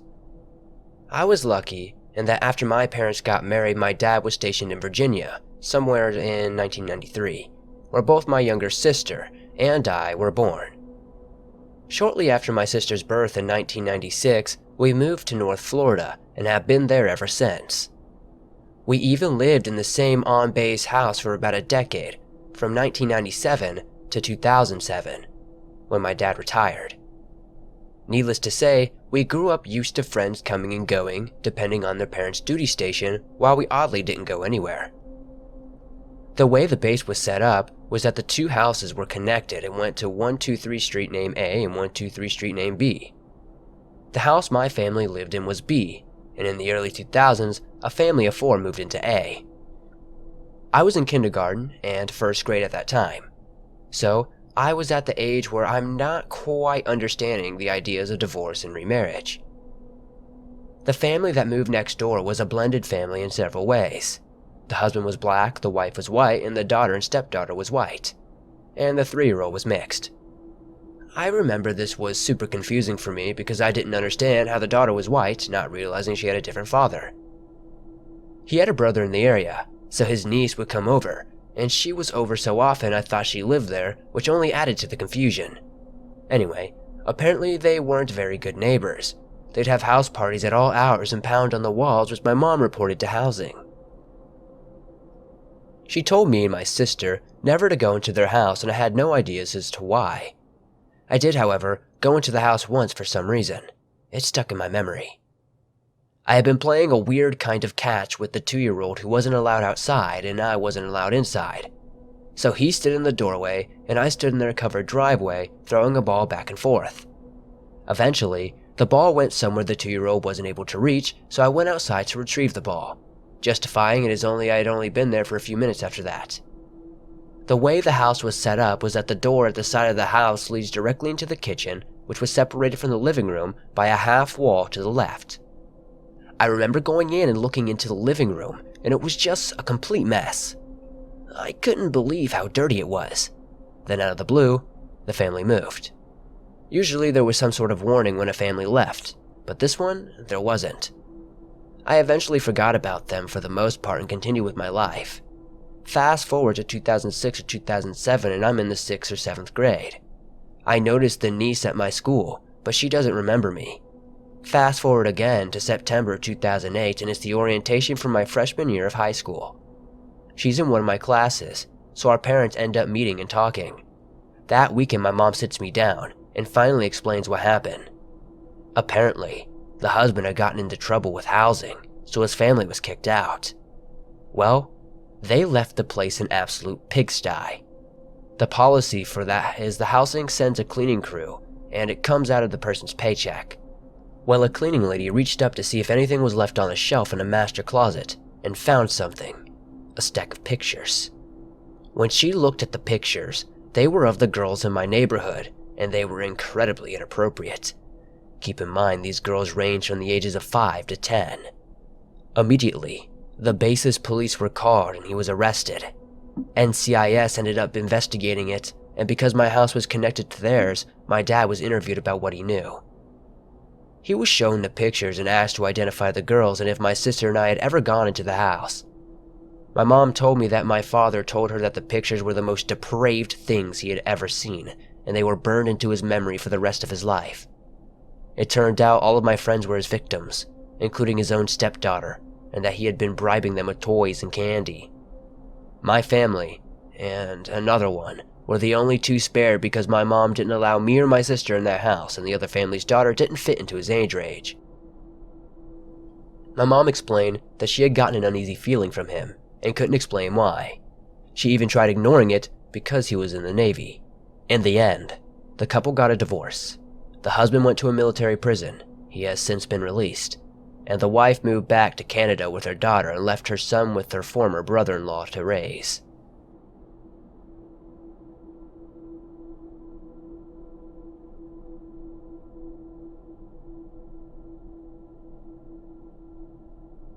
I'm in the Navy. I was stationed with a squadron in Washington State. One night I was standing watch, and as the night shift was leaving, my friend stayed back and talked for a few minutes. I don't know how it got to the subjects of ghosts, but my friend told me one of the civilians who worked a supply department said their supply area was haunted by a gray woman, and that they had been hearing voices. I kept an open mind, although the description was just way too generic. Flash forward to the next time I was on watch. We had to move a new hangar across the street. The hangar where my friend told me the ghost still belonged. I decided I needed to check it out that night, even though it was abandoned and empty. The night of my watch, I decided that I was going to try to summon whatever that civilian had seen. So, what do you think I did? I decided I was going to use the woman's bathroom on the second floor. I walked into the bathroom, go into a stall, lock it behind me, and sit down on the toilet to let nature do its thing. After I was done, I decided to just sit there and see if anything would happen. And I swear to God this next part is real. All of a sudden, the stall unlocks, and I could see the bolt turn on its own. The door swung slowly and creepily inward. There was nothing or anyone on the other side of the door. I knew that whatever it is, it did not like me being there. I finished up my business and pretty much ran out of that hangar. I don't know what's out there, but there's definitely more after death, I think.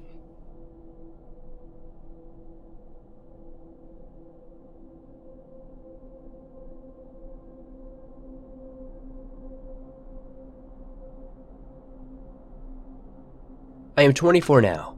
I am a female and have moved around a lot with my family as my dad was in the military. At the time, my family and I were living in Virginia, near the historic Triangle area. We lived on a military base that had a lot of wooded land with a few roads through it for people to bike on, and it's standard for military stuff. My family, some friends, and I would bike on these roads often. It was very relaxing, and as we traveled in a group, we weren't worried about coyotes or bears or anything of the like. However, we kids were told to be very careful, to never go back on those roads without a parent or ever split from the group when hiking or biking. My best friend at the time and I chalked it up to them being afraid of us being hurt by hunters.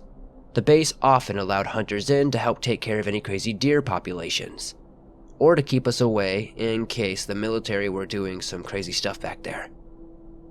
As you can imagine, since I'm posting here, we were wrong.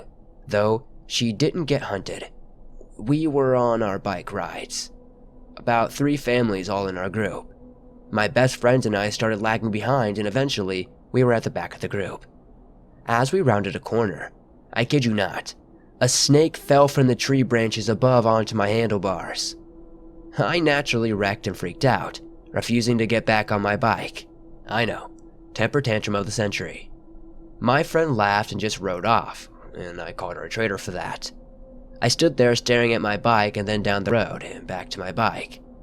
I wasn't getting back on that thing and basically said screw it. I'm walking back as we weren't too far in. I knew the roads very well, even the gravel ones, because my dad would drive me around back there in his Jeep. So I was confident as I walked down the road and turned down a dirt road. As I'm walking down this road, I start hearing rustling behind me. I shrug it off as I'm thinking it's a rabbit, since we had quite a few of those and we've already seen tons of them today. The rustling grew closer, and then was past me and in front of me. Then it stopped. I stopped and decided to bark at it to scare it off. Branches snapped in response. I screamed and took off running. Classically, I ran in the direction of home, which was right by this thing. As I'm running, I hear a growl, but it doesn't sound like a dog growl. It was deeper. I'm not sure how to describe this. It was like there were more than one growl, if that makes any sense. Multiple pitches all rolled into one, and it was chilling. I ran like my life depended on it, and this thing kept pace with me the entire time. Branches snapping and leaves rustling, but still deep enough in the woods that I couldn't make out exactly what it was. The road curved sharply to the left and my feet slid out from under me as I tried to make the turn. I ended up sliding off the road and into a little ditch before the woods began. I'd say it was a 3-foot grassy area off the road. As I scrambled to my feet, I'm pretty sure I was crying. The thing's growling, and growling got louder. It seemed like the growl honestly turned into a laugh.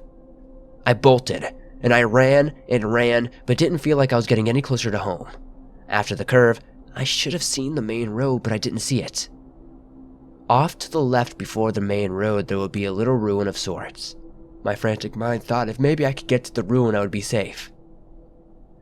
The thing was crashing through the woods on my right, and I saw my life flash before my eyes. I saw the ruins, and I could have laughed in relief, had the thing not been chuckling at me behind me. I could hear it starting to move, and I jumped and dived and fell into the foundation of the ruin. It was 4 walls with an open doorway that I ran into. I don't know why I thought I would be safe there, but I think to this day that I did that. I would have never made it home.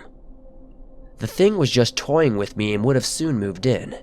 As it was, as I turned around in the dirt and looked back to the doorway, I saw fur. Not the brown and red of coyotes. It was black and it was wiry looking. I didn't see a face, just the fur. And these mangled legs. The joints didn't look right. They were like the normal dog legs, but the joints were backward. I would have thought it was going the other direction, but it was clearly moving to the right when the legs were bent. It growled. It sounded meaner than the earlier growls. I expected it to turn around and charge through the doorway at any minute. But I just watched it circle the ruin before going back off to the woods. I didn't leave the ruin until a base officer came and found me. She looked terrified too. My dad recently told me that he had seen hoof prints that had paw pad prints mixed in with it, like some weird goat-wolf hybrid. He also heard laughter behind him as he grabbed stuff from his truck in the morning. The girl who saved me that day says she saw the same footprints. We didn't speak until we reached my house, when my parents were waiting to hug me and yell at me. I didn't tell them what chased me. But when my dad told me years later what he saw and the officer saw, I don't know what it was, but it still freaks me out. The deformed legs makes me think it's a skinwalker. Every time we went riding after that, I would hear growling and catch glimpses of black fur in the woods. I don't know what it was, but I do know for sure it was hunting me. One thing I still don't know is why didn't it come into the ruin after me? Why did the military base have these weird Native American ruins anyway? I guess I can explain that by it just being there when the military base was made. But it's just weird. Thanks for listening to these allegedly true military stories. These were some really creepy events. The military holds all kinds of horror, from witnessing your friends die to allegedly paranormal happenings tormenting whole squadrons. You never know what you will hear coming out of war and from military bases.